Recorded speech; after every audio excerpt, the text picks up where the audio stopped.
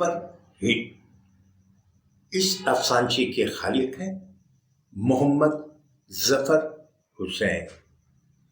Drama industry में वो एक लो रेटिंग मुसन्निफ था। उसका लिखा कड़वा सच लोग थूक दिया करते थे।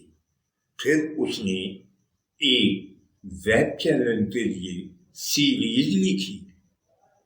इस बार उसने सच बयानी का वही पैमाना अपनाया जो जाली आमिल शिफा के नाम पर मरीज को गटर का पानी पिलाकर किया करती हैं। ये वेब सीरीज नहीं, बीमार जहन की कचरा कुंडी थी, जिसमें जदीद रुझानात के नाम पर हर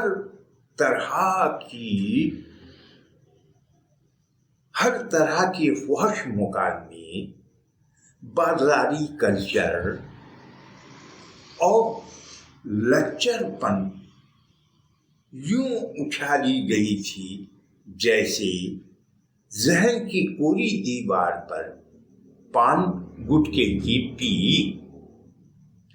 उसने सच के नाम पर भरपूर गलाजत फैलाई थी, मगर इस बार रेटिंग में वो सुपर हिट था।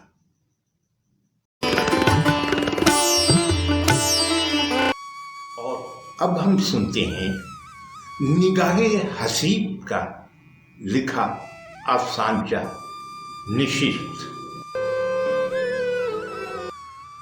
सहन में झाड़ू लगाती हुई आलिया के कानों में सहेली के जुमले गूंज रहे थे। सुसर तो तुम्हारा पहले ही नहीं है, ननद शादीशुदा है, बस ये सांस गुजर जाए तो देखना जिंदगी कैसे सुकून में आती है। इकलौती राज करोगी राज, पता नहीं कब ये कुर्सी खाली होगी और मेरी जान सुकून में आए।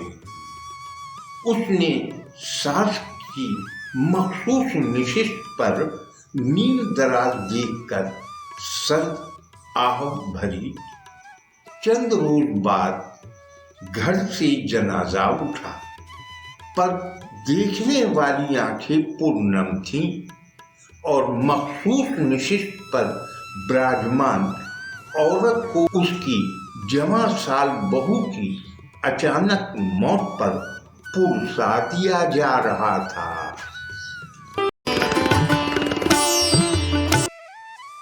वो चीख मारकर उठ बैठी। माँ ने थपकी देते हुए कहा, ख्वाब होते हैं, सो जाओ। मगर उसे नींद कहाँ थी? ये ख्वाब वो कई बार देख चुकी थी,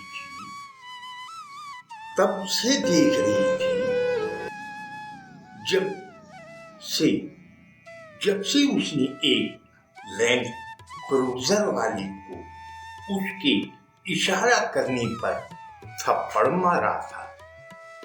इसलिए अब उसे घर से बाहर जाते हुए भी डर लगता था, लेकिन कॉलेज जाना तो जरूरी था। उसे जाना पड़ा। उस दिन वो गई तो शाम भी गुजर गई, मगर वो वापस न लौटी। माँ सारी रात बेचैन रही, इधर से उधर फोन खटखटाती रही। हर जानने वाले से पता कर लिया, लेकिन कहीं से भी उसका पता निशान न मिला। सुबह वो उसे ढूंढने कॉलेज गई थी कि टीवी पर खबर देखकर गश खा गई। खबर थी कि जेर तामीर इमारत में नौजवान लड़की की लाश मिली है। लाश की बंद मुट्ठी में किसी के शर्ट का बटन और नाखूनों की जांच हो रही है, क्योंकि डॉक्टर ने शनाख्त न बताने की शर्त पर बताया था कि नाखूनों से किसी को खुरचने से इंसानी जिल्द के जर्रात नाखूनों में आ जाती हैं। वो बिलातसार बता देते हैं कि इज्जत से खेलने वाले का डीएनए शनाख्त हो जाए।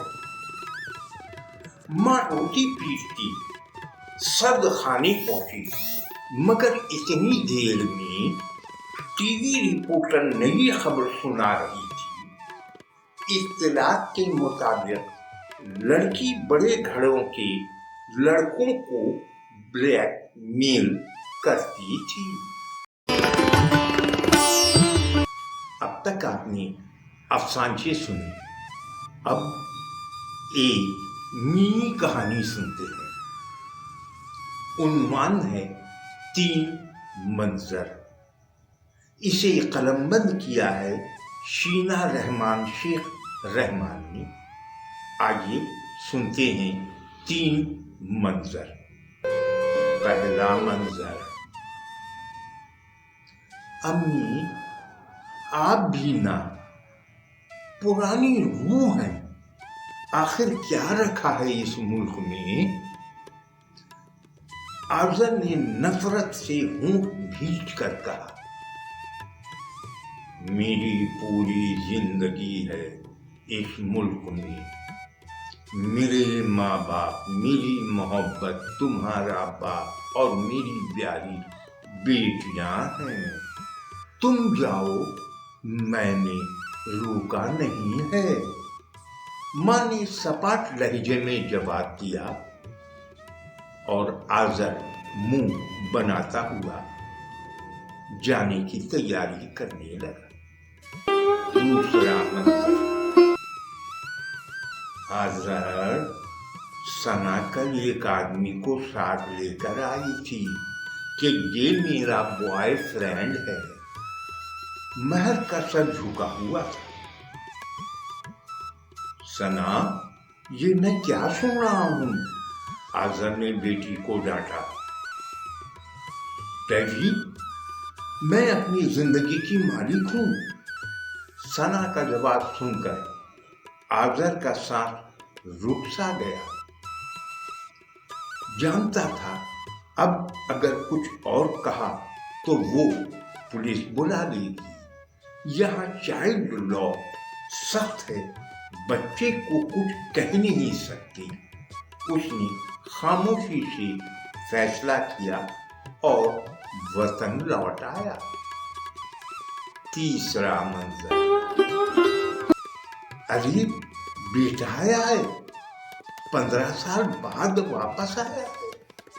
उसकी बाहें आज़र के लिए फैल गई। बेटा माँ के सीने से लगकर सब कुछ भूल गया, हर गम भुला दिया। दादी, यहाँ इस शहर में कितनी गंदगी है। सना ने नफरत से मुंह भींच कर कहा।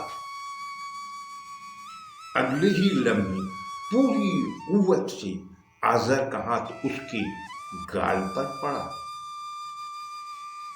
आई कॉल द पुलिस।